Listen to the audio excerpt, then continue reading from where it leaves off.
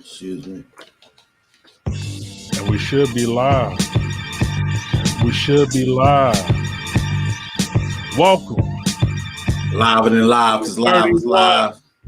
Forever Podcast. Yes, sir. We're cruising right now. This is some cruising music. Listening to that cream of beats. You know what I'm saying? 31 flavors. Legendary hip-hop crew out of Detroit.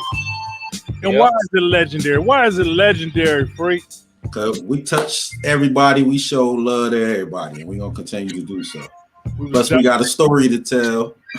We definitely show love and have a story. We performed at shows all over Detroit. If it was 5 people in the audience or hundreds of people in the audience, 31 was there, definitely. Started in basements, attics, double cassette recorders, you know, and we keeping the band going. We keeping the band going with the 31 Forever Podcast. I believe we're on a mission from God. You know what I'm saying? We keeping the band going. My name is the E''S. Yes, God bless. I'm here with my partner. Your man, Chris Lee, 313, AKA Chris Lee, the Freak of Nature. You already know. And today we got a special guest sitting in, Special, yeah. Very special. It's my man, Rockstar. Nah, go ahead, man. Introduce yourself, bro. Yeah, Rockstar, cream of beats, Brutus beat cakes. You know, Brutus beat cakes. I love it. Beat cake, man.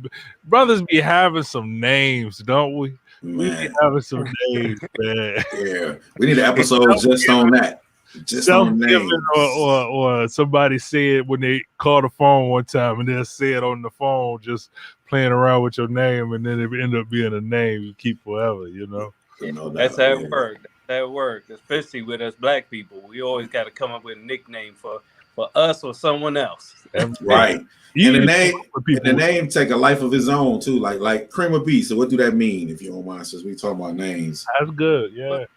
Well, you know what, man? Like, Cream of Beats was never my name. Cream of Beats was the name. You serious? Your mom ain't named you Cream of Beats? I thought that was your government name. Yeah, but Cream of Beats was the name of the studio, and when people would come over, they would just say that they going to Cream's crib, you know. So, hey, it is what it is. The name has always been Rockstar. You know? Rockstar, yeah. Oh, it's Cream of Beats now. So you know, something like that work. Yeah, that's how that be. It take a life of its own, just like you said. Like your name, like mine, like Freak, like Freak of Nature. It's Freak of Nature, but when people say Freak, they get another Freak. It's just say Cream. Wait a minute, Cream. What do you know? Like, what's that about? You know what I mean? Yeah, but it's sweet though. But it takes on a name sometime that even it grows a life of its own. Is what I'm saying. Yeah. But yo, man. So what's been going on? What you been up to? I want to ask you. Yeah, what you been? Because before we picked up, he was eating some Korean chicken. This shit looked good on the other side of the internets, man. I was like. Yeah, I was hungry and I ain't got nothing here to eat. I had to grab a tuna fish easy before we got on. But he had Korean chicken, man. You're a snitch, man. I'm supposed to be on the I'm supposed to be fasting and he ratted me out. I was killing it too. Like if I said I didn't eat meat. And it was crunchy too. That shit was crunchy. I didn't know it was crunchy like that. Hey, shout out to the Korean chicken, boy. That joint was slamming. Yeah. Other than that, though, man, you know me, school with the kids. I tell you, I was just talking about the line dropping. I know Kareem don't know about that because I think your page say like none when you talk about kids. You said something crazy like son of none. Father of a none-year-old. Yeah, father of a none-year-old. So you might not get this, but the parents be so dumb dropping off. Like, man, just. I be making Chris tuck and roll, like, bro, I'm gonna open this door up and just go, like, you know what I'm saying, military style. And he's dummy. But so I spent half my time, for like half my life waiting in line for that. You know what I'm saying? That line is so long, man. Dropping kids off. I know, you know, we talking old man dad stuff, but no doubt. I park far away and walk in. I just park and we just walk it. Let's go walk. Yeah.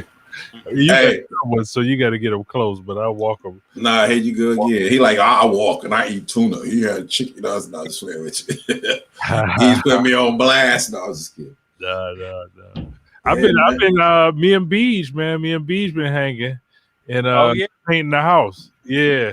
So Beej said, look, Beej was like, yeah, man, I'm a pro painter. I'm a pro at this. When he got here and started, I ain't calling him out, you know what I'm saying? But when he started painting, I'm like, I'm helping out a lot. So we both doing it actually, and you know, it's getting done. You know, it's getting done. It's good to have hands. But I tell you this much: like when we painting, we playing some of the best hip hop, man. We was listening to, I mean, we like rocking out on it, like Nice and Smooth. You know, with Nice and Smooth, you can say every fucking rhyme. Then we was listening to EPMD's second album. We was listening to Unfinished Business. We was listening to Showbiz and AG. When the last time you just let Showbiz and AG? I let Goodfellas rock a lot. I ain't gonna front. Yeah. We did too. We listened to Black Sheep, Old Daylight. We was listening to all kinds of good shit. Oh, that old stuff sounds so good now because we've been listening to straight trash for the last 15, 20 years. So, you know. Sonically it sounds good, but sometimes I'll be listening to the mixes and what we got now, man, and I'll be like, oh, if only. You know what I'm saying? What about you though, Cream? What you been up to, man?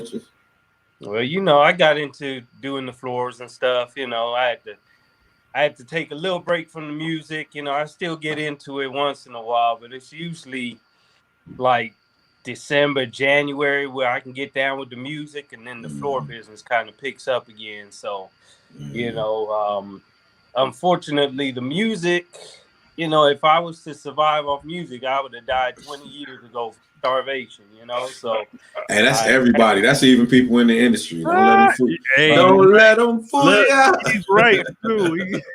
He's right to be your Uber driver. Hey, man, I just saw you in concert.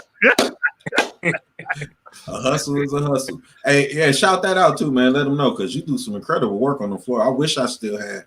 I had a house in the D before I moved, you know what I'm saying? And it was all wood floors. Oh, well, you'd have had it looking like a palace. Oh, yeah. Yeah, you know, that's my thing. But, you know, I still never lost my love for producing. Mm-hmm. No, I'm still here. You know, I cut the machine on now at least a couple times a week, you know, just to play around with it. You know what I'm saying? Yeah. But right now, the problem is just finding time. Yeah. But you know what, though? I know, you personal friend of ours, know you well. Bro, I got beat tapes from, 20 years ago, like you said, and they still fire. So yeah, it's almost like, you know what I mean? Like, I hear what you're saying, but you wouldn't have to make another beat. And your body of work is still, we're going to get into that too, but you know what I mean? Yeah.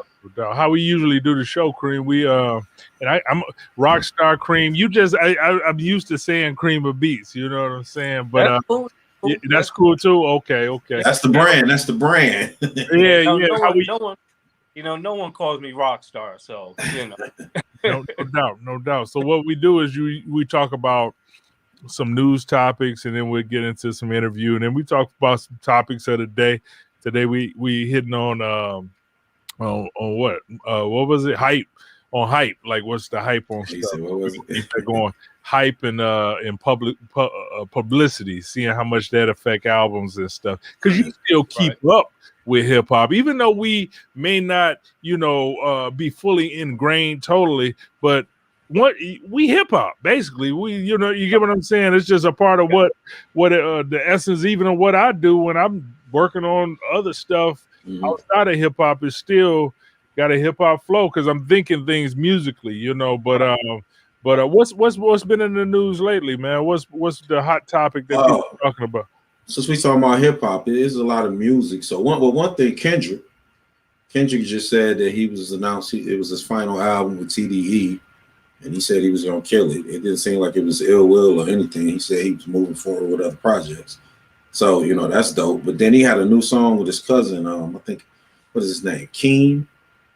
He got a song with his cousin named Keem. It's I'm trying to think of the name of the song. Yeah, but even like the I don't know your thoughts on the Cream or Chris, man, but the thing is, like, I'm gonna be honest. When I thought of Kendrick Lamar, right, I came up at the end of his mixtape thing when he was putting out the mixtape. So I came up at the end, right? But I never really like TDE. I get it; they dope as fuck. You know, I like TDE, but I never thought of him like a crew MC. Like I never thought of him like just a crew. When I think of Kendrick Lamar, I don't think of, you know, I think of Raekwon, I think of Wu-Tang. I think of certain people, I think of that crew that they with. But when I think of Kendrick Lamar, I just think Kendrick Lamar. So him saying the end of TDE is kind of like a, you know, it was the next level. They still your boys, right? Okay, well, yeah, he said much success. And you just not on the label or whatever. Yeah, it wasn't no beef, or I didn't hear anything to that degree. And you know, he was like, let them continue. He might be making space too for TDE to put out the next hot person while he does. That's what it's about, man. Each man build and teach. And I know for a fact, I don't know them, but I know for a fact TDE is solid like that. Like, you know what I'm saying? Top Dog and them are solid from what I hear. The streets talk, you know what I'm saying? So shout out to him. But that song though, go ahead. I'm sorry, Craig. No, I was just gonna say I honestly don't know nothing about TDE. You don't like Schoolboy Q? You like Schoolboy Q? You know what, man?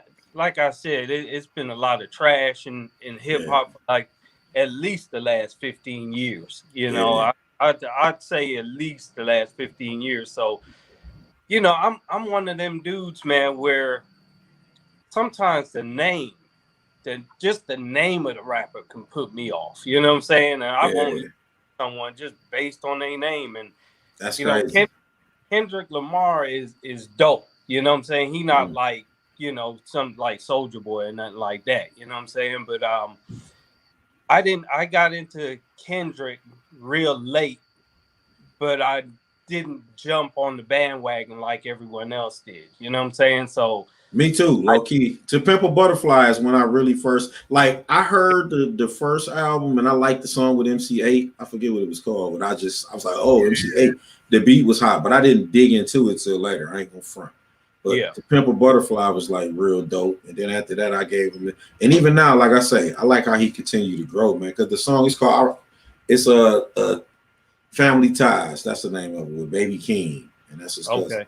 He be busting on her. I'm just saying. He's doing the new school style. We'll get into some of that talk later too. But he doing that Chicago. But hey, Kendrick, I ain't gonna front. Kendrick, that's what he doing? No. Let me rephrase that. The beat has that feel in the hook. Video's sweet. It's kind of artsy, but he be busting on that one. Then through that, I'm looking at this, and you know how you just stumble down the rabbit hole and find another stream.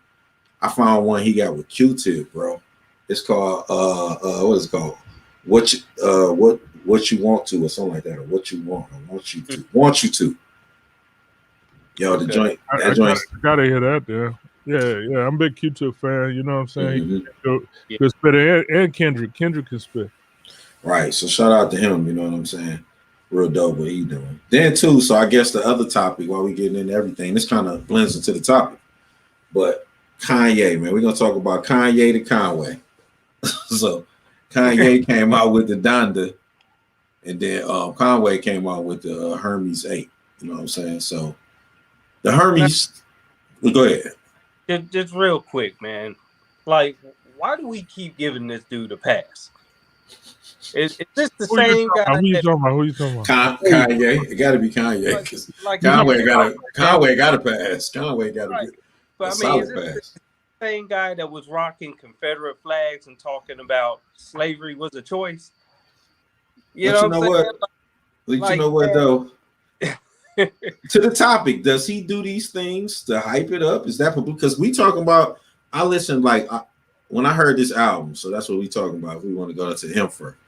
And at first I didn't like it, but at the end of the day, I saw it was him. And I didn't like it because I wanted to hear the old Kanye. When I listened to that, I mean, this dude was the dude who did a Jesus walk. He was the first one to do something like that and have a good concept. A lot of his songs used to have that black, you know, he was really an innovator with that. Like nobody was doing that who was at the top of the cusp. So you don't like Kanye? No, not that I don't. No, I'm just saying, like you think he should. You into this whole cancel shit, like canceling? I don't no, well, I'm not into the cancel thing. You know, I Okay. mean, if it's dope, it's dope. If people like it, they like it. You know what I'm saying? I'm not really a Kanye fan. I ain't gonna say that he don't have skills, but when it comes to the king of gimmicks, yes, Kanye gets that. Yes. Yeah. The king of hype and the king of publicity. And it's funny because it's not even. We did gimmicks last week, right? And I was looking through. Of course, we looked through material to get ideas. And somebody said Kanye gimmick, but it was like the bear. He didn't really have a gimmick. He just know how to get out here and create hype. Look at this album, dog. Like I was there seeing him do shows. Like he about to drop the album. He did a show. He just announced, I'm doing a show at Mercedes-Benz where the Falcons play. And he sold it out like this. Like they announced it. I don't know if people knew, but I only knew the week before. Then he did that. People was like, it was a lot of different reviews, good and bad. Then he did another one. Like, and people went to that. So the album didn't drop, you know what I'm saying? But he did another. Who's selling out shows for a preview of their album? Like, what they call those? The listening party. The listening party, dog. At the listening party at Ford Field, and you selling it. I can't. He know what the fuck he doing with that shit. He even know what he doing with his public appearance, like with the Confederate flags and the Trump hat and all that kind of stuff. He know that that's playing into the psyche of public thought and mainstream and all that kind of stuff. Keeps his name in people's mouth. Like even these delays on the album, you know, like I don't think all those delays are just some creative genius happening or something like that. They delay it, you know, to build it up or whatever. But let me ask y'all this, like, have y'all listened to it? Who's listened to it? I haven't listened to what are you listening to right now? Cream listen to what Cream is like, man, fuck hip hop. Yes. Well, what you listening to, man? Yes. From the subject, you know, but I mean, I'll tell you what I listen to in a minute. But I mean, like when it comes to Kanye and when it comes to gimmicks, I feel like gimmicks are something that people need that don't have talent. You know, so you got to have something. If you can't rap or whatever, then you need like a dance. You know, you need to create a dance or something like that so that people can remember you. But when you have talent, man, you don't need no gimmick. You know why people do gimmicks too, though? Some people with talent do it, and they do it to appeal to the masses. Right. Because the masses would be like, you could be saying the most creative, prolific bars in life, and 4 or 5 dudes in the audience, or 10 might feel you, but the masses are like, until you say something that, you know, you feel what I'm saying, or do something like, I didn't hear what he said, but the beat was hot and these girls were shaking their butt. So, you know what I mean? Like, that's the mentality, I hate to say. Not to sound like, you know, that's what that is. Right. Some of it, I think, like, okay, so we talked about, but some of it, I think, I don't like fake gimmicks. Like a gimmick it's against who you even are. You're not even this person. That's straight up. But then like accentuation of who you are, like I talked about, but I notice it immediately. Like I'll say to myself, I don't like them because they're kind of gimmicky.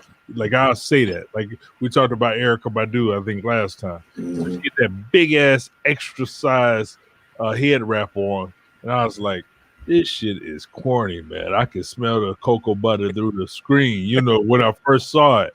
Then I saw her in concert. Like I had wrote off Erykah Badu because the size of that fucking head wrap. I was like, I'm not listening to that. On and on and on. I'm like, okay. So, but I saw her in concert and I was like, oh shit, she real. Okay. I can really smell incense.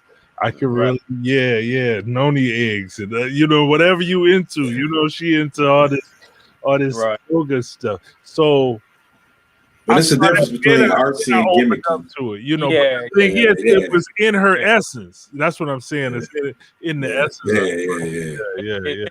Yeah. there's a big difference between artsy and gimmicky. You know, Right. We see it a lot in just everyday musicians. You know, someone's first coming out, they regular, and then once they get a little buzz, they feel the need to wear, I don't know, tight neon pants. And, you know what I'm saying? They try to be eclectic and stuff, and it's like, wait a minute, you know, like I know some weird people, and they really weird. You know what I'm saying? A lot of people, they just trying to be weird. They just acting weird. Yeah, you know what I'm saying? So do you think that Kanye, now this is a question we talking about, so now a lot of stuff I personally wrote off to mental illness, and I said, dang, I feel bad, because we all know, as you say, especially coming up in the hip-hop we like, we all know that there are people out here with real mental illnesses, some even homeboys or family who we lost and we didn't know enough. Yeah. So even if we could have helped, but to help. So I was like, yo, feeling bad, like, yo, Kanye going through it. He might not have nobody in his back. I got his back because of who he married. No offense to whatever, but who he married to, the whole nine. But then, like you say, I started seeing the evil genius, like, or is this him just doing wild stuff? Like, remember he said George Bush does not like black people. Right. Remember? Then everybody was just shook. Like Jamie Foxx, they didn't know what to say. Like, that's ill of him to do, and it was so bold, subtle, bold yet subtle. Even when he did what's her name? So is this a gimmick? Is he doing this, or is he really just nuts? And they just like, yeah, his team ain't with him, and they like, yeah, do it. It's, I don't know, man. I don't remember Kanye being like this before he got signed to The Rock. Wow. You know what I'm saying? It seemed like he said, yeah, I sold my soul to the devil. You know what I'm saying? We get this different type of Kanye. So I don't know. And that's the thing about the album. I mean, because you're East, but go ahead. I like it, and it's no disrespect to people whoever they like what they like, but it's a mixture of a lot of his different stuff, and there's some heat on there, but it's like 26 joints first of all, and then a lot of them are his like church ones or what the album was, the Yee or the. So you know, if you like that gospel. I didn't notice any cussing on the whole album. You ain't cutting in there. I ain't. Did you hear any? I didn't hear any. I think it is. I'm gonna look. I think I seen some parental because he got other people on there. He got a lot of. Yeah, it sounds like it was. I didn't hear nobody cussing that much. You know what I'm saying? Well, that's heard any at all. You know. That's dope. And then I heard a lot too of him, whatever he going through. Like he was preaching it. It's a lot of God and demons and devil, and he preaching a lot of. So whatever that is, too, I see a battle in him. Now, is that a front though? Like if he's a genius, we think is he's doing that because he feel like that's where you know he should be. I don't know. My thoughts on it is like I listened to the album. Me and Beej actually when it came out when I was on the way to pick up Beej, and we was in the car and we rolling and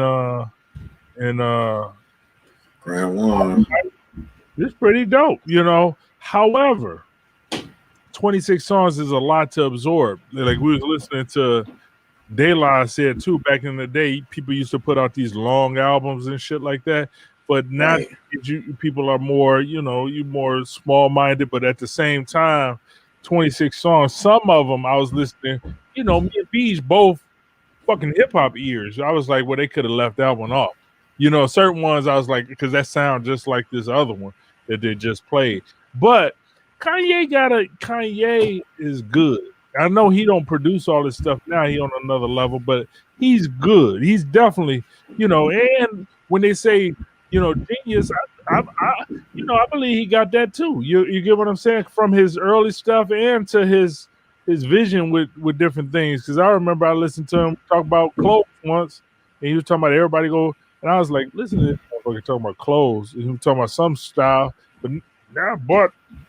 I paid $300 for these fucking shoes. he got me. He got me. Yeah, overall, he finally got me. You know, so in that sense, he does have a little bit of something going on. Because you know, I don't use the word genius that all the time, but he got something going on. Because I'm wearing shoes. I ain't gonna lie to y'all too. You said you heard it. I don't know, Cream probably here, but like production.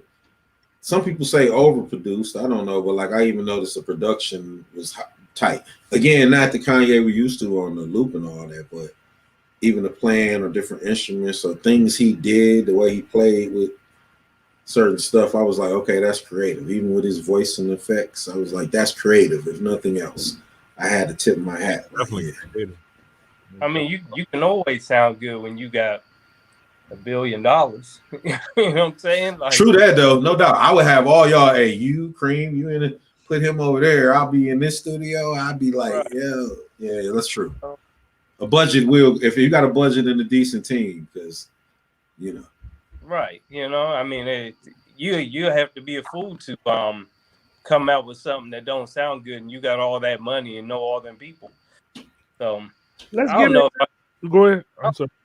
I don't know if I call it genius. I think. I'm gonna add one. I guess I see one. What about you, Cream? You say what are you listening to? I was asking, like, what you listening to right now? What up, though, Juan? Okay, he wasn't tapping in. What up, though? Since I produce, man, you know, I need music that I can learn from. You know, I can't learn nothing from a lot of commercial music. So I listen to guys where when I play the music, it makes me think like, how did they do that? And then I can go home and try to replicate it. You know what I'm saying? Or I can go home to try to imitate what they did. You know what I'm saying? Yeah. So, you know, guys like, you know, Dilla's gone, but, you know, I still listen to Dilla, Madlib, Tall Black Guy, Theory Hazard.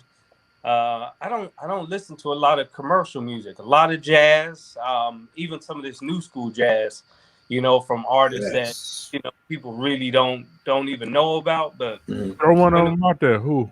Throw one of them out. You remember one? Shoot, I'd have to pull some up, man. I had to think about it. Or even like Adrian Young, even some artists we do know, like Bob James had a new album out like last year. No. I mean, not like Bob James. But it was fire though. He was working with some younger artists. Adrian Young had one with I forgot who the other artist he collabed with, but I mean it was incredible. Yeah. I'm trying to pull up. You know, I had over 15,000 records, man, and if you ask me, what happened to that's scary. You say you had a flood got you, something like that. I hope not. No, I got rid of a lot of my record days, man. You know, it got to the point where I had so many records in the basement that you had to walk on the records to get to the washer and dryer. Man, and, you know, my girl at the time, she was like, "Look, man, what the hell? I wish you would have hollered at me, sir." No, I'm just kidding. I came from, I sold Cream my SP12, so you know what I'm saying. And he brought it back to life. I was like, wow. Okay. And I regret selling that, and I regret it now. Yeah, what they worth now? A couple thousand. I was like, wait a minute. Yeah, worth a couple. I sold mine too. I should have still had those things. The 1200 worth more. That's what I had, 2 1200s. What up, though, Grand Wanye? Hey, what up, though, fellas? Y'all all right? What's going on, man? Yeah. What up, though, Cream? You good? What's up, man? I was looking for your number too the other day, man. I need to hit you up on that other tip on some floors, man. Oh, okay. Business as usual. Hold up. Business. So Cream, business, man.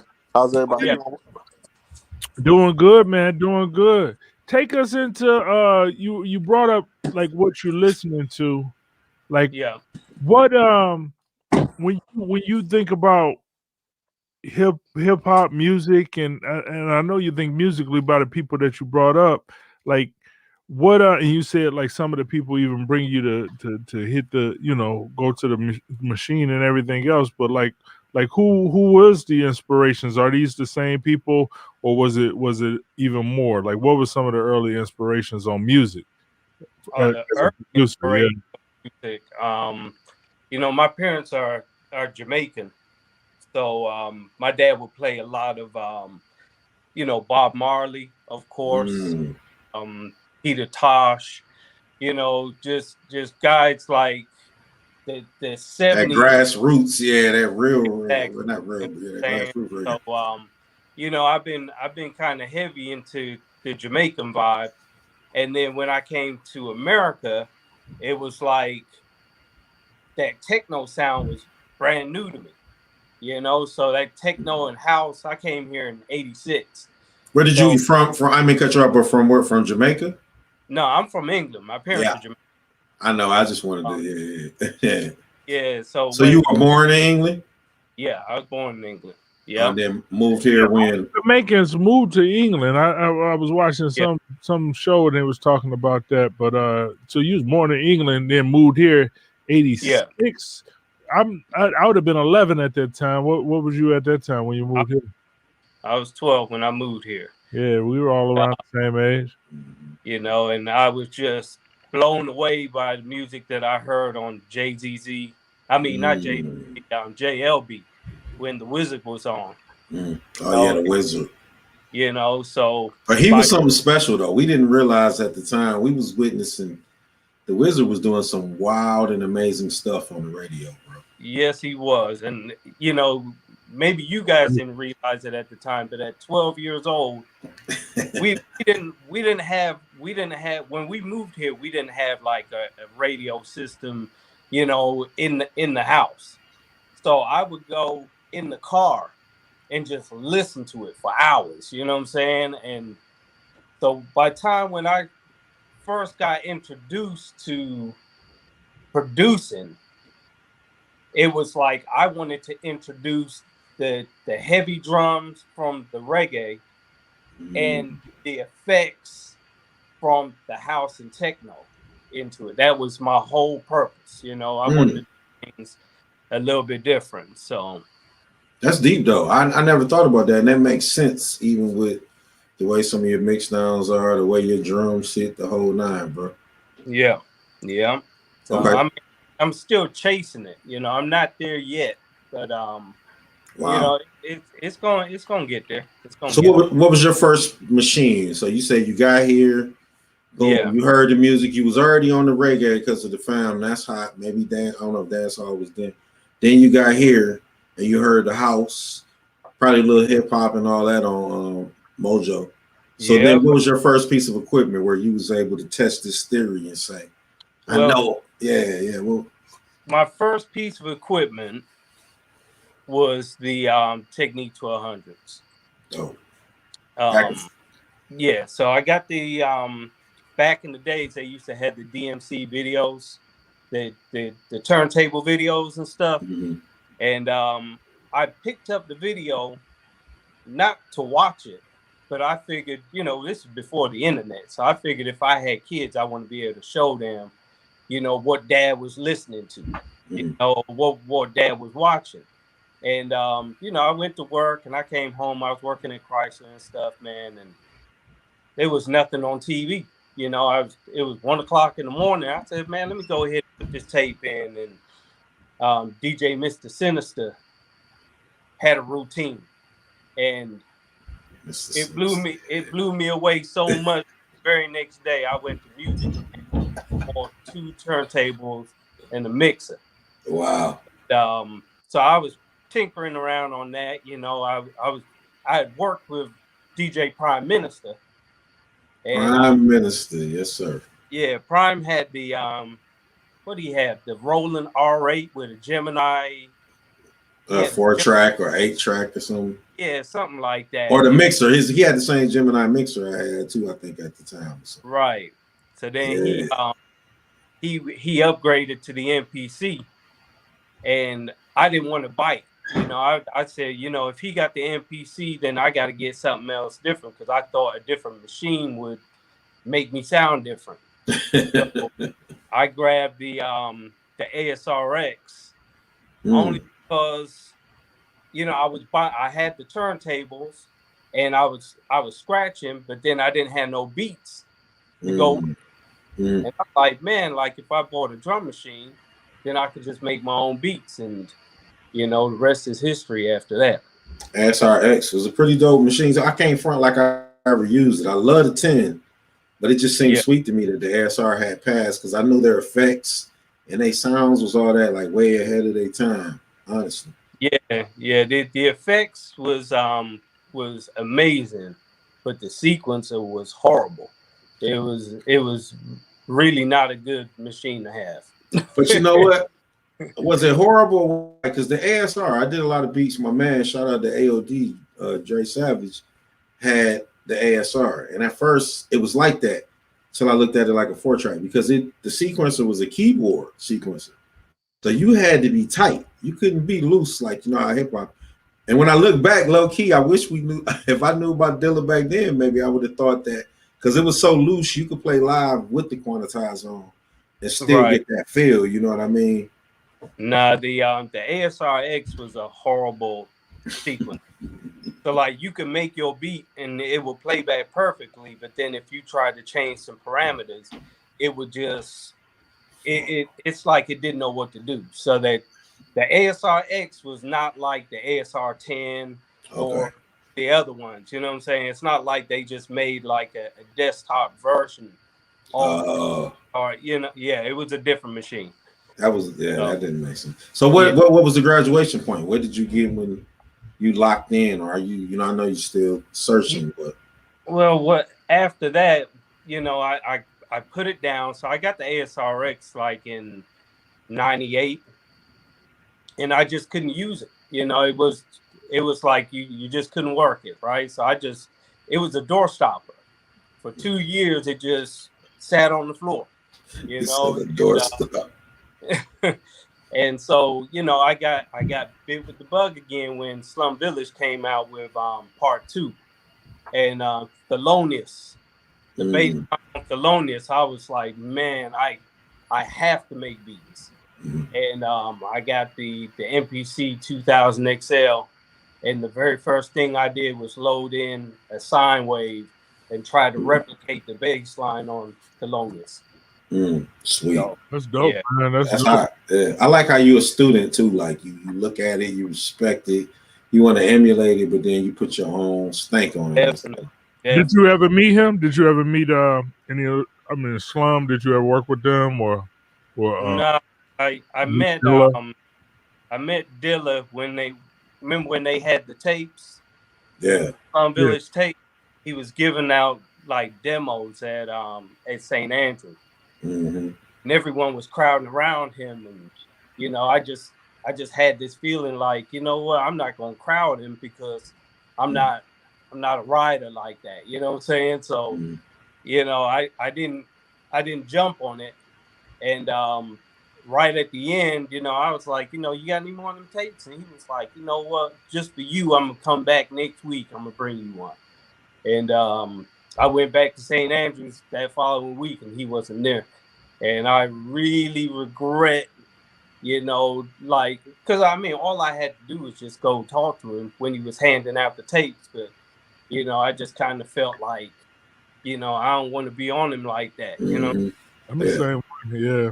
Yeah, I feel you, man. Yeah. I like that sometimes. I remember once, like a lot of stuff back then, I had a video camera. I remember I had a video camera, right? I never really used that video camera, but I used to think like, I brought it a few times, but I used to think like, what if I brought that video camera everywhere I went? I probably have dope ass, footage of a lot of stuff. Yeah. But looking back, it's always, 2020 looking back, but at the same time, I'm like, man, I should have took my video camera everywhere, because I had a few times with Dilla, with Beej. Beej and him was cool. So, but at the same time, it was just like, but even me and Beej, a lot of the stuff we worked on and stuff still in the works, so it's cool. It's cool. But that's a good story. I like your story on that. And then, okay, as a producer, like you produce, yeah. How do you look at that? Do you look at it as production of the song? Like you actually producing, like the like thinking about the music that's going on the beat, or is it like giving out beat tapes, like beat tapes, and you choose your beats, or is it like a combination of both? Like, have you ever produced all the way through an album? Like, the song, like produced the song, directed the song. Yeah, I don't consider myself to be a producer. I am a beat maker, beatsmith. I just like making the beats, honestly, and there's been a lot of times where, no disrespect to the MCs out here, but there's been a lot of times where I gave my beats out and dudes got on it, and I like the instrumentals better than I do with the raps on it. You know what I'm saying? So I just I just make the beat. You know what I'm saying? I don't make it for anything else. One day, you know, I go through my catalog a couple times a year, and you know, I keep thinking, you know, I need to put an album out or whatever, but ultimately it's just for me. And if I do put out an album, it'll probably be like a volume, like 100 copies that I give out. You know what I'm saying? 50 copies. You know what I'm saying? Something where if I was to blow up many years later, you know, like I'd have these albums in circulation, you know, in real limited supply that, you know, I'd want people to pay some money for. That put value on them though, so that makes sense. You know what I'm saying? So speaking of which too, so you do have wax out here. You definitely drop, well, you know, right with Street Corner Music, you know, they dropped The Gift, Volume 6. It's all cream. So how'd that come about? House Shoes hit me up and asked me if I had some beats. And I care about how much he was paying or anything like that, because I was working. And at first I wasn't gonna do it, you know, but then I was like, you know what, Zach, these beats ain't doing nothing sitting on your hard drive. Right. You know what I'm saying? So if someone wants to invest in it and put it out there, just let them put it out there. And you know. So yeah, I probably him. I don't know if you guys ever work with House Shoes, send me your whole catalog. I didn't send him the whole catalog. I must have sent him, I don't know, maybe. Yeah, he said, send me the whole catalog. Send me everything you got, right? Right. You know, I ain't going to do all that. But I sent him some beats that I think he would have used. And he probably, out of all the beats, he probably picked about a good, I don't know, maybe 70% of them, you know, that they wanted to use. So, you know, that was. Yeah, The Gift. Yeah. I saw it on Bandcamp. It's still on Bandcamp. You can find wax out here, maybe hit Discogs or something. But again, like you say, that was limited. That's a special little treat. Screen right now, The Gift, Cream of Beats. All the DJs, etc. That's a hot.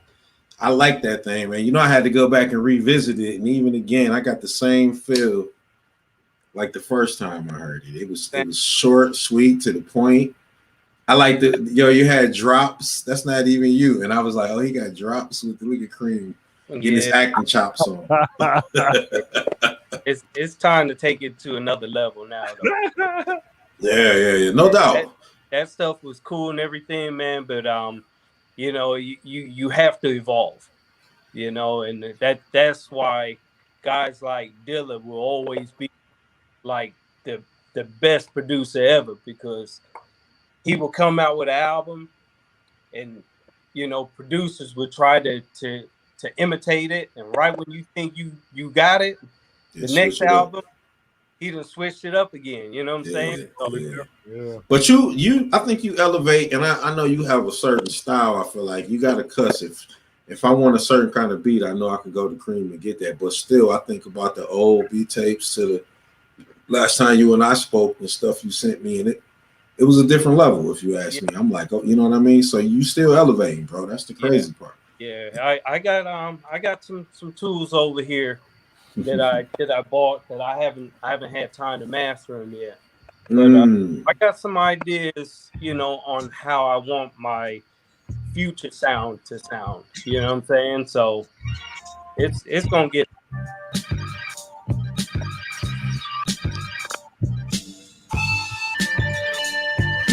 See, I heard this another version. You do a few versions of songs and shit. You do a few versions. Yeah, that one's about 3 years old there. Hey, I could ride. That's riding music right there, bro. I could just. Yeah, that's why I feel like it always drop the music. Yeah, drop the top on the old school. You know what I'm saying? Floating 6/4 music blasting. Yeah. That's nice, though. That's nice. So what's I mean, like you say, I know you say you work. Music is good to do seasonal anyway, because if you try to do it 24/7, you're gonna burn yourself out. Period. So But what's next on the plate? You know what I mean? Well, I mean, like I got these other tools that I want to go ahead and hook up and figure out. So that's, for me, it takes, I tell people all the time, it takes like a good 2-3 months for me just to get the rust out my system, you know? So, you know, I can cut the MPC on right now and make a beat, but it's not going to be to the level where I want it to be, you know what I'm saying? So, you know, for 2-3 months, I'll be getting the rust out my system, and you know, hopefully with this new equipment that I got over here, you know, I can tear some head. I know what he got. He got the MP Force. He had an SP though. He got the SP. That's what he got. I forgot.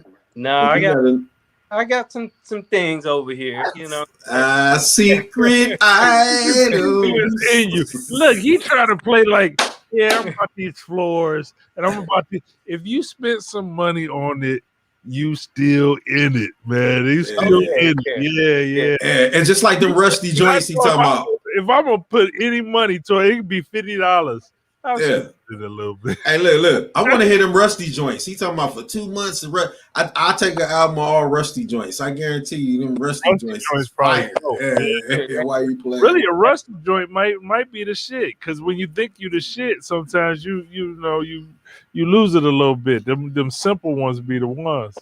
Pharrell kept saying he thought From the Church to the Palace was gonna be the hit over Beautiful. So that just show you sometimes we don't have a good view, because from the outside looking in, huh? You know right.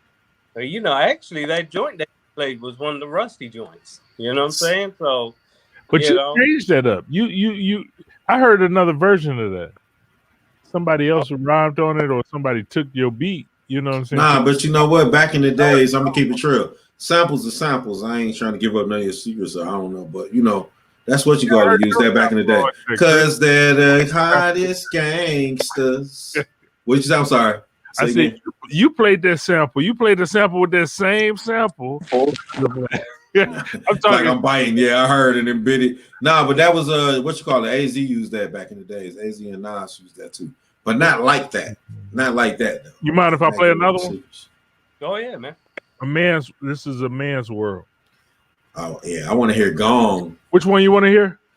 Go ahead, play that though. But Gong is hard too. Or what? You like Gong? Okay, you ain't send me Gong. Oh, okay.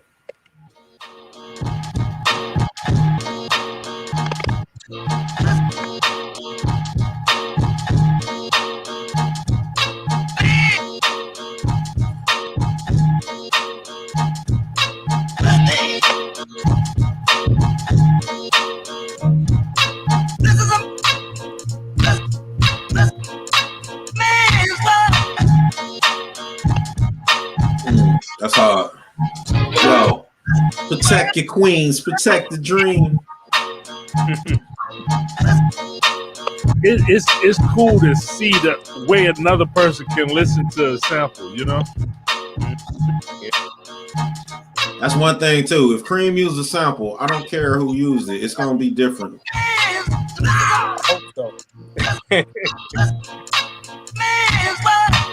That shit dope, man. I didn't even get this far in the what you sent me. Oh, you didn't?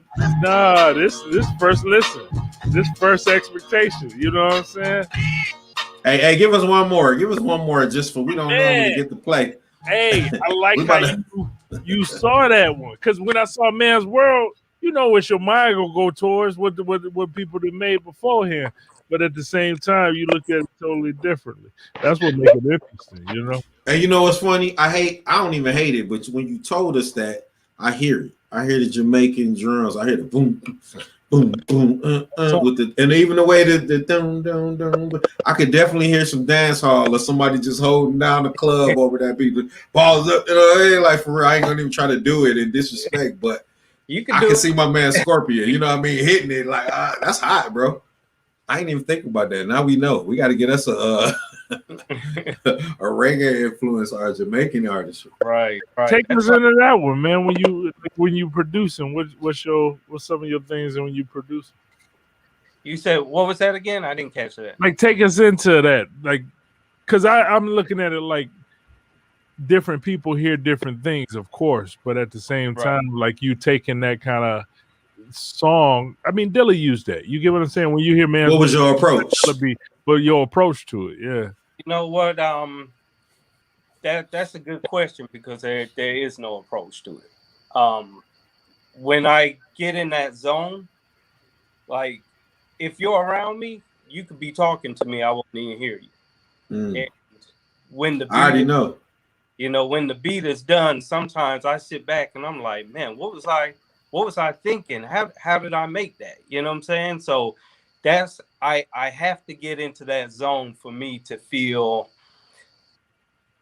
like I really did something, you know, because I don't want to be one of them dudes where I just cut the drum machine on and 5 minutes later I just made a beat. And, you know, if the machine was to cut off, then I could just cut the machine back on and make it again. You know, like if I lose the beat, it's gone forever. Yes. I can't remake it. Yeah. Because you're not on like dolls, and if you don't mind me telling more secrets, at the moment you're not on dolls and all that, right? You like straight up MP. Yeah, I mean I like the MP because I don't have any limitations with it. You know, I use the 2500, and for what I use it for, how I use it, it does everything I need it to do. So, you know, when people talk about, you know, this piece of gear is more powerful and it does more, I don't need the MP to do anything more than what I need it to do. So that's dope. Because what's sweet about the 2500 is I remember I was working at Guitar Center when it came out, and it's got the USB cord. So it's like if I had my 2000, right? And I remember all the other ones, the 1005. I didn't care for the sequencers, but the 2500 was closest to like the 2000 or the XL. You know what I'm saying?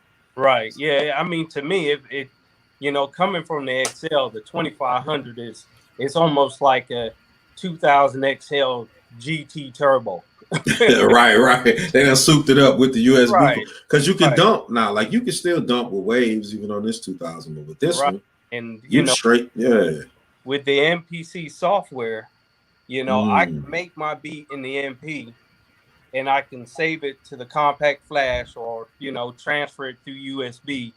And with one click, I can open it up in the software. That's sweet. You That's know? hot. So then you can add sounds from the software and all that. Right.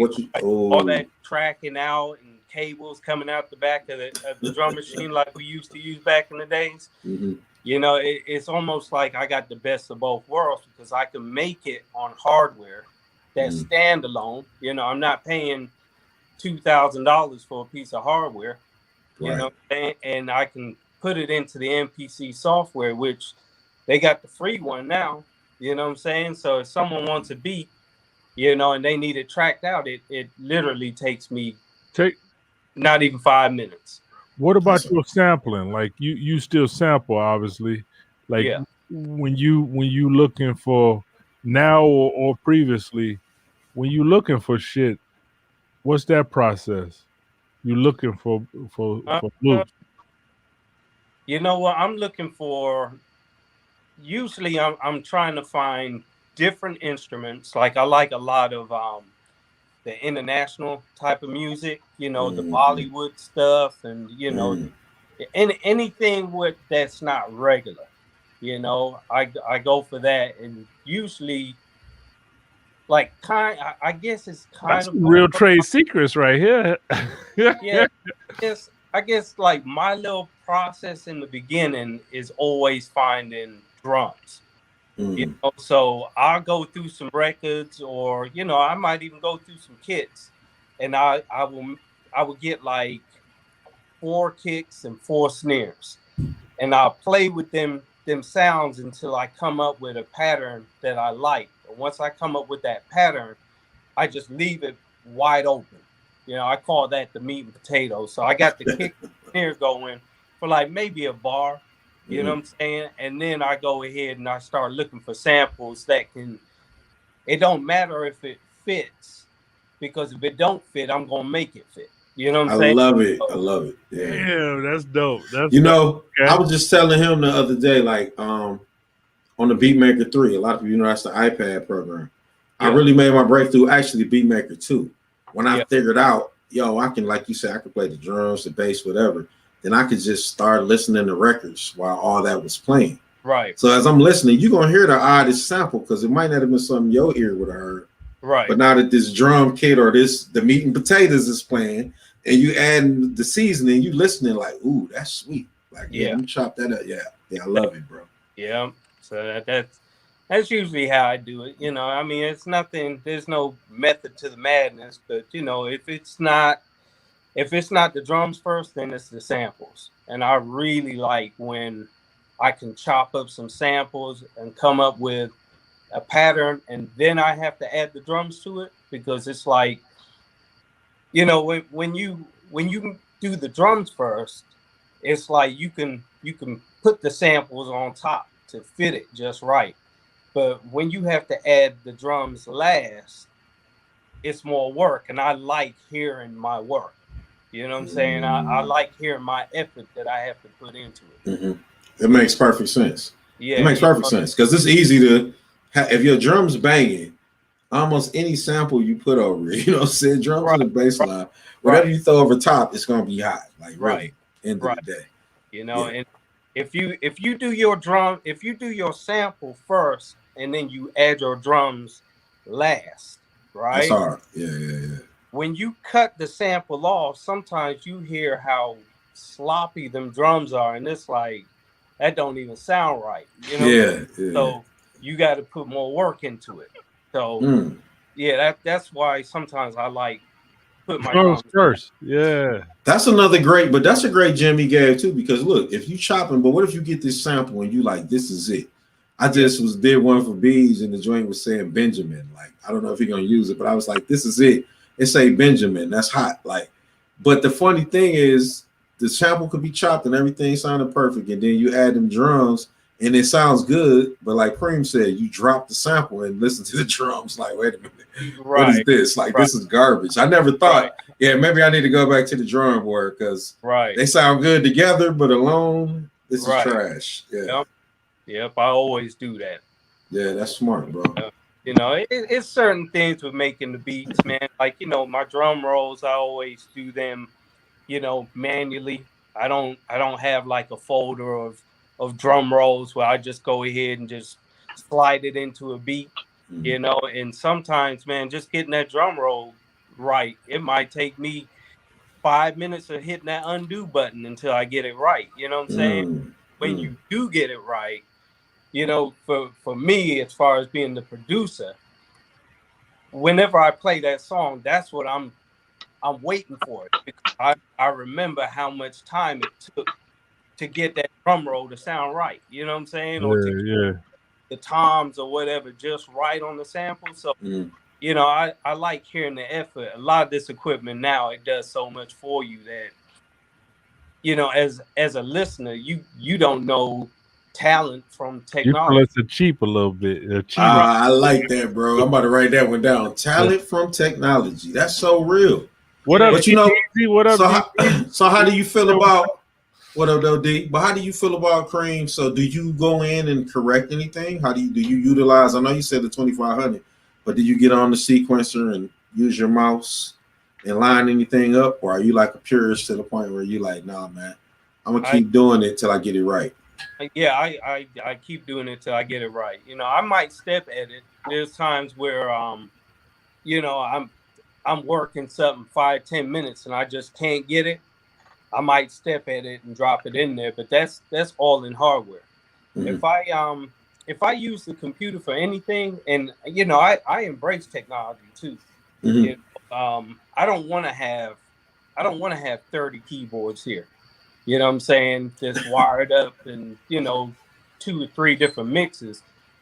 But my computer, I can have 30 different keyboards in the computer. You know what I'm saying? So, you know, I utilize technology in that type of way. But for the most part, I will use the computer for what they call them, for like the compressors and, you know what I'm saying? Effects, yeah. You know what I'm saying? Like I utilize it for that because, you know, even the free effects that you get in like GarageBand, You know what I'm saying? Like, no doubt. Out and actually spend the money on it, I'll be spending thousands of dollars. You know what I'm saying? And it's free. It's right in my computer, so I'm going to utilize it. Grand Wanye and D Nasty and even Ease put me up on early, but we didn't know what it had. But the Reaper, and the Reaper, like what, $60 or a couple hundred, depending on your level of everybody up where you making money. And the Reaper is incredible. I take the credit for the Reaper, man. You can have it because you're right. I will be honest. You were the first person talking about Reaper on the podcast. 7 years, yeah. So it's so much at your fingertips right now, like you said, for the editing and all that. So that's hot, man. But I like that he still, if it's too easy, you like, I'm gonna still do a little bit of work here myself, even though I don't have to. Yeah. I mean, I don't like nothing to be too easy. You know, I don't like it, man. And you know, I mean, like I remember back in the days when dudes, you know, when like the ASR and you know the 2000 XL was out and stuff. One sec. You know, when they were out and you would hear a producer do something, it like blew your mind. You know what I'm saying? Like with the SP1200, you know, when dudes was squeezing out more than 10 seconds out of it, you know, it made you think like, you know, how did this guy do that? Yeah. You know what I'm saying? But it's like, it's like now, you know, you listen to music and, you know, especially hip hop music, you know, we like hearing chop samples and stuff like that. And, you know, the software will chop it up for you, you know. You know, some of this software will actually randomly spread it out on the keys, you know what I'm saying? It'll do everything for you. So, you know, when that's a cheat. You think that's a cheat sheet? I in a way I do, you know what I'm saying? It's kind of like a DJ that's never picked up a vinyl before and calling himself a DJ. You know, if you don't understand the fundamentals of really being a DJ, then I just think that you don't throw that word around. You know what I'm saying? It's kind of like if you didn't know how to sing back in the 60s, you didn't sing. You know what I'm saying? Now it's like the more of a fool that you can make out of yourself is, you know what I'm saying, you're going to be popular. Attention. It's like, look at me. The more you can say, look at me. It's got to a point where, I guess it's not bad if real artists utilize it, but it's got to a point where you can draw the attention on anything. Like, it can be good or bad. Look at, I'm not going to front Ice JJ Fish. Like, I probably have given him so much money. And he's not good. No offense to him or whatever, but he's not good. Right. But I keep clicking. I can't get enough. So this is the world we live in. Right. JJ Fish. Oh man, we'll get into that. We'll have to show you. He does the singing, but he say like, and that's how his notes literally be, bro. That's how they are. And he do these weird dances. I'm gonna look him up. Yeah, you're gonna have to pull that up at the end. But so Cream, check this out. Your dream beat, like, I mean, like, yo, I just got a $100,000 budget, Cream. What do you need? What's your dream machine? Are you on it now? Is it 2,500? No matter what, you sticking to it, or what would you? You know what, man? I want the MPCX. That's what I want, but I don't want to spend $2,200 on a 4-year-old drum machine, knowing damn well Kai probably gonna come out with another one this year. So I'm waiting for it to go on sale, you know. And but then at the same time, I'm at that point where I don't want to learn nothing. You know what I'm saying? Like a learning curve. I don't want to have my head in the manual trying to figure out how to do simple things that I already know how to do. You know, but it'll probably be the MPCX with like a Moog synthesizer. Ooh, okay. You know what I'm saying? The real deal. You say you don't want we was talking about the keyboard sounds. You don't want the computer one. You want the real Moog. I mean, I want the Moog and I want the computer ones. You know what I'm saying? Like Contact, you know, a computer with that. No, Complete, I think it's called. Complete. You know, I wouldn't mind having that or a Yamaha multi keyboard or something. You know what I'm saying? Like one of the new ones. Yeah. But I would. You don't need a whole lot to make music, man. No, man, that's what I'm listening to. Because a lot of times when I see people get everything, I be like, this shit about to be whack. Sometimes Man. The limitation makes it sweet, you know. Right. Yeah, that's true. The roads in the concrete. Like you got to use whatever to make the song, you know. Right. Hand Yeah. parts and the sample. But shout out to the new school though, because even Juan and D put me up on like different. I want to say arcade. They can even tap in whenever. Or it's crazy now because, like you said, you can still be on that 2500. Yeah, tap in, D, and do everything you do, but then you can put it on the computer, and now they have apps and places you go, and they got plenty of sounds for days. I agree with Cream on saying that we came from that school, so the enthusiasts or the purists, that's how we learn. But I will say this. I think if you already have a strong fundamental, building block, some of that stuff just kind of just takes your game to a whole nother level. Yeah. It's kind of like it's like for instance, like our DJ Dez's and DJ House Shoes, they were enthusiast DJs to me. And so when I started seeing them using like a new Serato and stuff, it's not that it took anything away from their capabilities of DJing. It just enhanced it that much better versus somebody who that's the only way they learned. They didn't learn the fundamentals. Right. You should have to get the fundamentals first, right? Yeah. So like if I like I did, we all came from we go to the record store, we spend hours, and I appreciate that, and I still, when the world opens back up, I'm gonna probably go right back into it. I got wax and stuff in my space now that I just don't use, but that digging is something different. It's it's kind of like, I don't know, it's the way the world opened up with that internet shit kind of gave us resources to things that used to be like trade secrets. People wasn't really apt to kind of share the sauce now, but now everybody is sharing everything.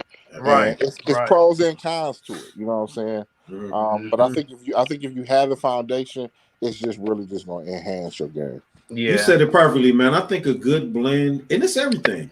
I don't care if you marketing, because that was what we was talking about, publicity, whatever you do, if you have a blend of the way the industry used to work as well as the way it does, you know what I mean? Like if you know how to get online and promote and do this and have your brand right, but at the same time you're trained with how this was started, your past to get to your future, you can't fail in a way, or at least you can't fail with making good music. Yeah. Well, I mean, I when it comes to the technology, I don't overlook it, because it's usually the people that overlook it, they end up getting left behind. And there's stuff that I hear in the music now where, I haven't been into it for like almost a good 10 years. You know what I'm saying? Like, yeah, I still make beats here and there, but as far as me like being in that mode where I come in every day and I get on the drum machine and it's been about a good 10 years for me. And a lot has changed, man. Like, what's it called? Track Live and Splice and all that other kind of stuff. I'm just now getting hip to it. And so when I listen to a lot of music now, it's had me scratching my head for the last few years, because I'm like, where are these guys getting these samples from? Only to find out they on Track Live and Splice. You know what I'm saying? So if you want to be able to keep up with some of these dudes, you got to know the tools that they use and how to utilize it. But you got to know too what's sweet and how to make it your own. Yeah, because like you said, we can all get on Splice, and if we was to put it through a program, whatever program, it automatically chopped it up, and some aspects would be different, but it would have the same elements. Man. But now when you get in here and like you and Swing, y'all really showed me. Y'all the only people I know who can take, not only people, but who can take a chop that everybody has used and say, well, I'm gonna chop it from here to here and do this, and it sounds like wow, who would have thought to do that? Yeah. It's not a lot of us out there like that now. And there's still people that can do it, but I know, I want to say like around 2012. That's why I had to do that. Huh? You got to play it through the speakers, and we can hear it. You hear me? No, we can hear us talking. Somebody do. Cut it off. When I cut it off, you can not hear. So your sound, D. Yeah, when you cut it on, you can hear. Just mute him. When I mute it, I don't hear. You got probably the headphone thing or something because it's probably a headphone. But yeah, playing it through the speaker. Well, yeah. Though, like you were saying, man. Yeah, you know, I know, like around 2012, Odyssey. Odyssey. I like some of his songs. Yeah, I like Odyssey too. You know, and I heard some stuff from him, and I was like, man, like I don't know how this guy is making it. You know, and I got into digging, you know, a few years ago, and I downloaded someone's album, and the song that I heard from Odyssey that blew my mind, this other guy, it's almost like I know who it was. It's almost like he had the same exact song. You know what I'm saying? I'm sitting up here like, wait a minute. Like if Odyssey produced this beat, how can someone produce the same type of beat? I mean, it had the same kind of rolls and stuff like that. And that's because people are going to the same places, downloading the same music. You know, you get some software and people are using the same sounds that come in, you know what I'm saying? And it's like, come on now, man. Like, I mean, you can hear an SP beat from an MP beat. So let's keep it true. So you can almost hear from an ASR beat. You can almost tell what producers was using. So nowadays, like you say, it's kind of like software or even YouTube. I know a lot of people YouTube dig, and that's hot because I do it too. Right. When you start following the suggested stuff sometimes. Right. You know what I'm saying? Well, when you're using those sound packs and stuff like that, everybody, like if I download it, you download it, and I hear one and be like, oh, okay, yeah, that's from that same sound pack. I think that's what he's referring to. But again, that's kind of when it takes you back to, you know what I'm saying, the fundamentals of it. You didn't want to really use the same sample unless you did it in like Freak was talking about in a completely different way than the other person did it. Yeah. You didn't want to just loop it up, you know what I'm saying? You wanted to, you know what I'm saying, try to chop it and make it your own. And I think that goes whether you get it from a sound pack, whether you get it from a record, it's the same principle. If I take the same loop that, you know what I'm saying, off of 45 or you know what I'm saying, off of LP, and it's the same one that Dilla did, and I try to do it the same way. It's the same shit. That's just whack. Unless you didn't know. Only way you get a pass is if you didn't know. And once you find out, it's like, okay, well. You almost bury it. Yeah, you almost. Yeah. But like you said, though, Juan, you made a powerful point, too, because even with the sound pack, it's the same thing. I've seen people where they was playing me beats, and I was like, wow, these beats is hot. But then when they pulled the curtain, and I was like, oh, them drums, this loop drums that somebody played and gave you a pack. Right. And them chords is that you was smart enough. It's like us on the 4-track. You should talk right here. Yeah, like, right. Hey, no, but really, because it's like on the 4-track. It's like they took some drums that was loop. They took these sounds that somebody played, and they took these sounds and they made a beat that sounded dope in its essence, but you played nothing. And you played nothing. And for years, like, you know, producers were begging for like more sample time and features and stuff, you know what I'm saying? And it's like now we got technology that can do everything and people making simple music, you know what I'm saying? It's like it's not creative, you know, it sounds creative because people are using drums from a real drummer that's looped, you know what I'm saying? And they're using like bass lines from a real bass player that's you know, looped and chopped up, but really they're not utilizing the technology to its fullest. Or is that hip hop though? When I just saw this thought just came to me, because all of us, I know me for a fact, started from I wanted to rap. I knew I loved rap. I didn't have no music, so I'm getting tapes that I got and this and that and records and finding little breaks, right? And I'm taking whatever elements I have around me.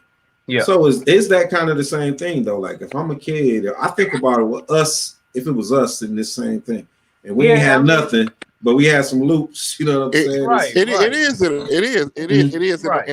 mean, if you think about JD, think about Dilla. We all know that the nigga can program some drums out of his mind, but what is it? 2 is not enough. That's the fucking that's a fucking loop. It's a fucking loop. Yeah, so is Eric. Didn't you know Erica Badu? It's a loop, but it's just about what you. It's about what you do with it. So niggas been using drum beats and break beats and looping drums for years. That's how it fucking started, and that's all you had. Cream was talking about it. All you had was a second of sample time anyway. So all you had was that when it first started in the first place. But I think it's just about stretching your imagination. So even when you do loop a drum, or if you chop up a drum break and you create your own pattern, if you finding instruments or chops or samples over it, and being real creative on that space, and the drum is just your backbone of it, like for instance, someone like Black Milk, I never heard him use a drum loop, but the nigga is a phenomenal drummer, a finger drummer or whatever. I'm pretty sure he drums, for real, because his drums be amazing to me, and but then some of his patterns, sound like he came from right out of Dilla 101, which a lot of the producers from the D came from at that time. Yeah, it was a heavy inspiration on hip-hop. So BJ Ski. All across the world, people, that's what they emulate to this day. But I think it's just all about your creativity and how you choose to do it. If you do it the same way somebody else is doing, that's whack. That's always been the version of whack. Whether you making the sounds with your mouth, looping them up and putting some effects on them and being creative that way, or whether you, using sonics to, completely just change the landscape. You're using a lot of AI. If you use the AI the right way, a person who's doing that now. I'm saying using a lot of AI. You using it. Sound like you proved a point. No. I'm just saying, I think it's either way. I think it goes. I used to be very kind of linear when I'm in my thinking in it. And what I see now, a perfect example, and Cream, you probably up on him. I know y'all a lot. He just tapped out for a hot second. No, I just got to charge the phone. Okay. It's Stolen Drums, right? Stolen Drums for me is a very good example of, he came from the old school sound. He came from using MP or whatever. SPs came out. Software came out. Everybody uses Ableton now, and as far as making your beats in your DAW. And I think what the goal is to always try to stretch yourself sonically. And the goal is to get your creations or your ideas that you have in your head to a reality. And I think that's the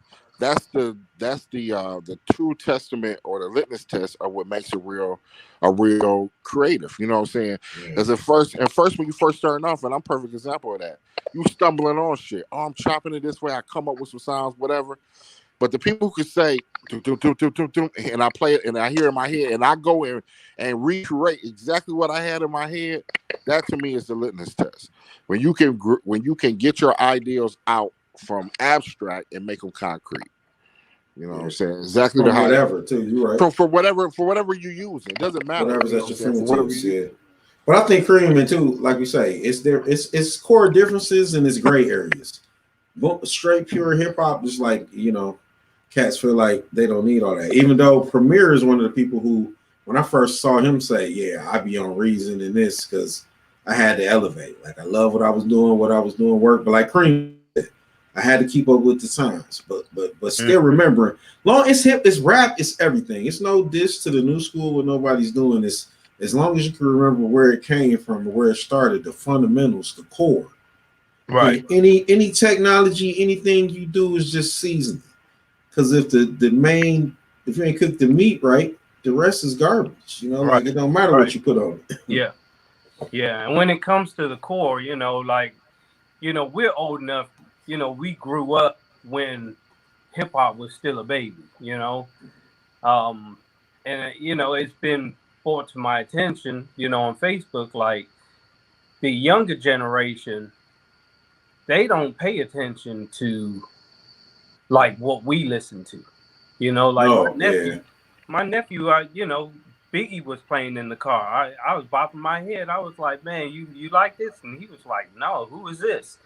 You know what I'm saying? He's 17 years old. I'm like, man, like, you don't know who Biggie is? Like, there's a lot of kids, yeah, no doubt. You know what I'm saying? Like, there's a lot of kids that listen to rap or hip hop, whatever you want to call it, that they don't pay attention to the history, you know. And when it comes to white people, you know, like these white kids, they know all about, you know, Megadeth and, you know what I'm saying, Metallica. Oh, the classic, man. But you know what though? I'm gonna have to counterpoint you because there are a lot. I think we just deal in masses sometimes.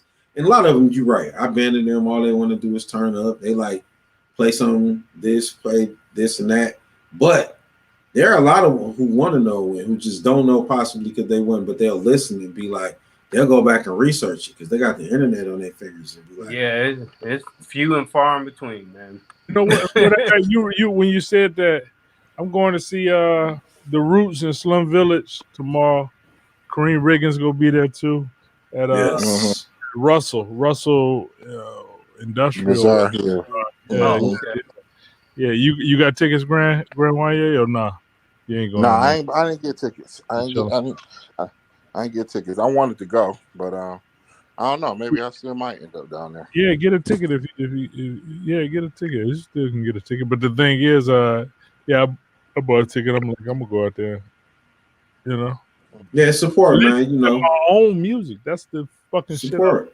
Shit. Yeah. I love the funny thing is, music is like everything else. Like Deadheads followed the Grateful Dead around for years. Like there's genres and whatever to everything. So that's definitely. I love going and seeing them type of artists and what we. I don't disrespect what everybody else like, but I like what I like too. Like, you know what I'm saying? I wish I was there for that. I would be there. Johnny on the spot for that show. Yeah, I know you would. I know you always fun at concerts and shit like that. Yeah, you know me. Even get twisted and get lost. Man. Down, man. Get twisted and get lost and pop up. I'm special forces. But I wish, man. And it's beautiful that they still doing that. So y'all, we keep support that. Whoever out listening to tap in here, support that, man. I'm there tomorrow. So we at about 1:30, man. Any last words from you, Cream, man? Any last words, hip hop, producing wise, Detroit? You know, any last floors, pictures? He got a career. Let me ask you this before you say, did you ever rap? Did you ever? No, I didn't rap. I used to break dance. I used to do graffiti. You know what I'm saying? But rapping, nah. Hey, you got 3 out of the 4. You said turntables, breakdance, and graffiti. So, and beats. So yeah, I can't do it. I would love it if I ever did rap, man. I think it'd be like on that Quasimodo type tip. The Sky's voice or something. Yeah, cause I don't like my voice. We gonna ghostwrite you one. Real quick. Yeah, I would love to rap though. A funny thing, I think producers, y'all all done rapped on your rhymes, on your beats. Y'all all done rapped on them. Y'all just don't play them for us, but y'all done rap. I kind of like hum, you know what I'm saying? Like, cause I don't know what words I want to put on it, you know what I'm saying? But to kind of imagine that someone's rapping on it, I kind of like, you know. Hey, that's definitely a first step to it though, because if you could come up with the cadence, like the style, right, that you want, everything else is just filling in where it's like a beat. If you know how you want the beat to go, now it's just finding that. So that's dope, man. That's amazing though, that a person can make dope beats and not rhyme. To me, that's like an amazing. Not saying they can't rhyme, but I'm saying like they don't have an intent to rhyme, because it's like, to me, it's like you listen for the music, the beat, the actual essence of the beat. Right. And that's your thing. Because to me, like when I hear a dope beat, you know, as a rapper, immediately I'm thinking of these. That's what I do. I'm thinking of how I'm gonna flow it. Yeah, you know? Yeah. But that's in the sense of how to flow it. You know, then I got to put the words to it. You know, I do the same thing. But as far as actually rapping, man, you know, there's people out there that know how to do that better than I do. Yeah, I'm seeing him tomorrow, man. I think he one of the grand wizards of that. Oh my God, yeah, seeing shit. You know? Yeah. So and it's relevant. Like I heard people come on, I could come off the top and just say spaghetti and ready, Betty, the Setti, the Fetty, you know what I'm saying? But to say something relevant and poignant, like, oh, he just said, ooh. So he's a premier MC, bro. But yo, yeah, like you say, let's wrap it up. No, we're not gonna do that, man. I'm humble. Yeah, so, you even just your little spaghetti bazzetti. I was like, because Chris is still sharp. That motherfucker's still sharp, man. Yeah, well, like I don't know what. Like Zach said, I know I'm pro, but when I first met him, I thought about something he said when he making beats, he in his own. I think I met him 3 times before I actually really met him. Meaning, he was in the lab. I'm over there with Swing. He making beats, and he like, yeah, okay, yeah. All right, well, you want a beer? Yeah, all right. But he was in that zone, you know what I mean? Hey, what's up, man? You like, what's that? So of course he on rap because he honing that. He's concentrating on that beat. Yeah. And like I'm the same way. Like Ease, when I hear the beat, I'm like, yo, what would I do to this? That's the first thing that my mind says, no matter what. So my mind goes to a mood. What is like my mind immediately, like when I hear beats, I think of like the mood. Like we talked about that beat, talking about driving in a car, riding on a motorcycle. Right. You know what I mean? You know what I'm saying? My mind go to a mood as world. Like I think of that mood, I'm like, okay. I'm feeling like I think of it like that's a smart first step. Your feeling of it, I'm like, okay, I feel what did this make you feel? Yeah, then you know what to talk about. Yeah. Right. Yeah, right. You can't get on This Is a Man's World and talk about. Well, you could, I guess. You can go a lot of different ways. Yeah. You can talk about your kids. You can talk about,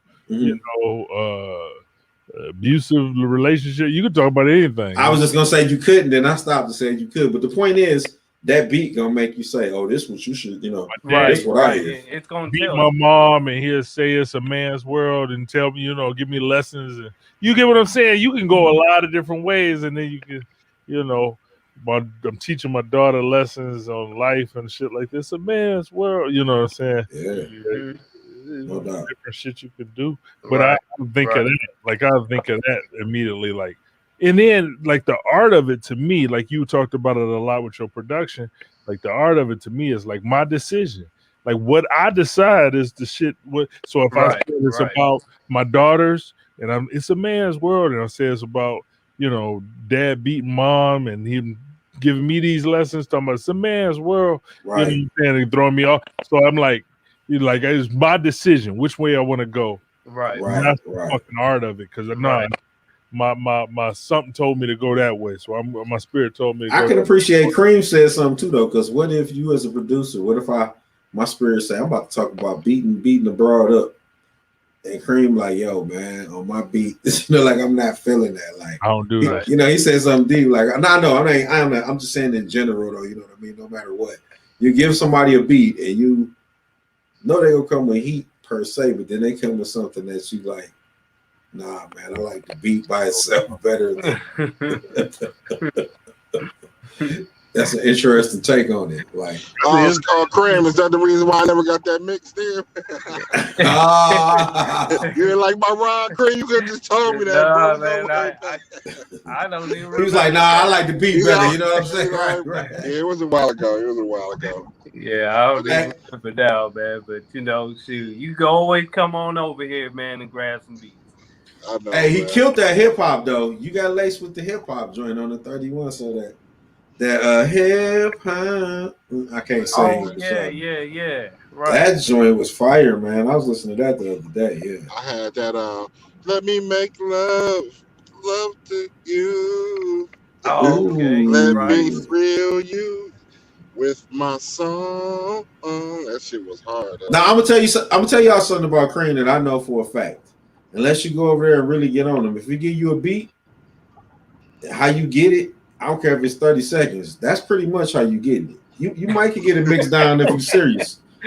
You ain't getting all that mixed down. Nah, you gonna get that beat right there. You better make it work. Am I right or am I wrong? Let me not speak for this. Yeah, you were right before I got the MPC software. Oh, okay. You know what I'm saying? Because the way how I looked at it, man, is if I gotta track a beat out. You know what I'm saying? Kick, snare, hi-hat, and you know what I'm saying? Man, you got to come out some money because that's work. You know, it's work. It's You know what I'm saying? Everyone won't be for free, but in order for me to do that, that takes time. It takes time. And time is the part. It's everything. Right. Yeah. For the beat me, is the fun part, right? Right. For me, listening to the beat, that 30-second beat is enough. You know what I'm saying? Because I hate when I go around someone's house and they tell me, yeah, I got this beat. You want to hear it? And then they play it and they want to play 3 minutes of a beat. You know what I'm saying? And you got 100 beats and I don't need to listen to 3 minutes of a beat because I know within. That is true. Sometimes I listen to that 3 minutes. I'll be like, all right, this right. You know what I'm saying? Like, dude, just cut it off and play the next joint. Like, but check out this break right here. Right. You know what I'm saying? Right. I'm guilty. I feel you though. You know, I keep my beats playing me them whole ass beats, man. Right. I be playing me them whole ass beats. It's a whole ass beats. Bro, it's going on 7 minutes, bro. The beat's still playing. Easy sleep. Come on, bro. You ain't heard the last single. I switched the drums at this point. You know? Wait a minute, right? You ain't heard that S6 sample? That's B's too though. B's be like, wait a minute, dog. Yeah, he make a good. That's a. He tried to do. He like, hey man, I hit 10 minutes, 10 seconds. I'm good. You know what I'm saying? If I say get to 30, then it means you got something to it. I'm like, oh, let this shit play. Let this shit play. Right. If I stop it, that's what you do. You stop it at 30, and if you be like, nah, let it go, it might be sweet. But if you like, next, Yeah, I keep it about a minute and a half because that's all I want to hear of my own beat. You know what I'm saying? So when someone says that they want to beat, you know, I mean, to be an artist is a business.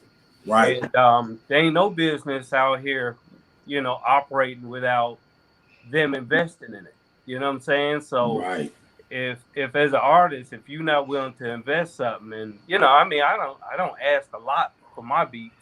Right. You know what I'm saying? I mean, I don't think $300 is a lot for a beat. You know what I'm saying? But even if I don't give you a price, you know what I'm saying? Even if you could still offer me $100 for a beat, you know, that's a little bit of motivation that, you know what I'm saying? It might make me go ahead and track it out, but I ain't doing it for free. I get that. Hey, that's hot. At certain points, we don't do that. I don't do no stories for free. Like I tell stories and shit. I don't do that shit for free unless I, you know, give into a cause or something, and then I might even write up an invoice and get a tax break on it. Right off or something. It's got to be worth something. No disrespect. Right. I gave it to you. You know. Right. You know what I'm saying? Mm-hmm. Yep.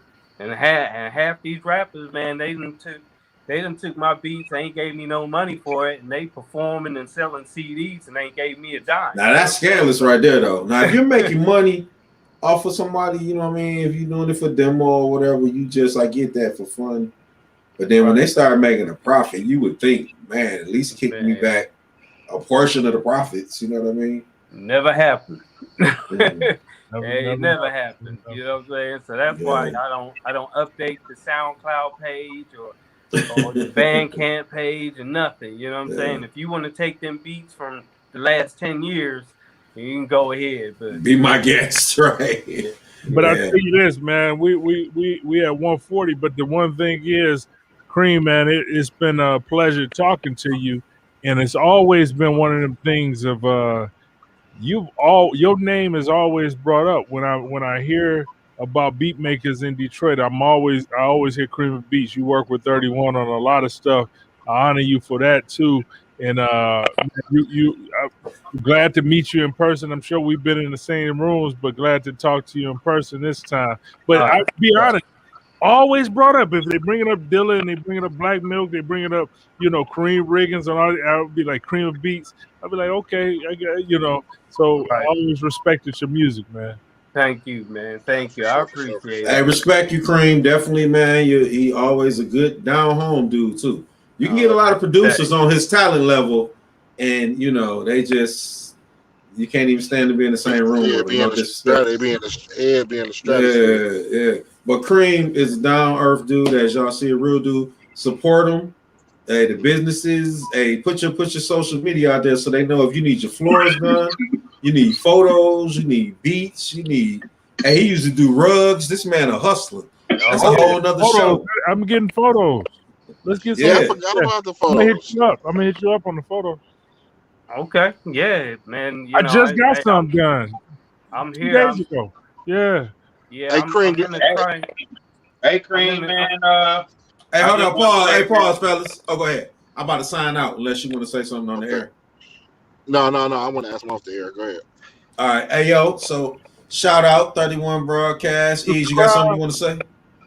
No, just subscribe, and like the podcast on YouTube. Subscribe. Let's get our subscribers up, and it's all love, man. This is Crew 31 together forever. You know what I'm saying? There it is. Boom. Yes, sir. Hey, I got you, bro. All right.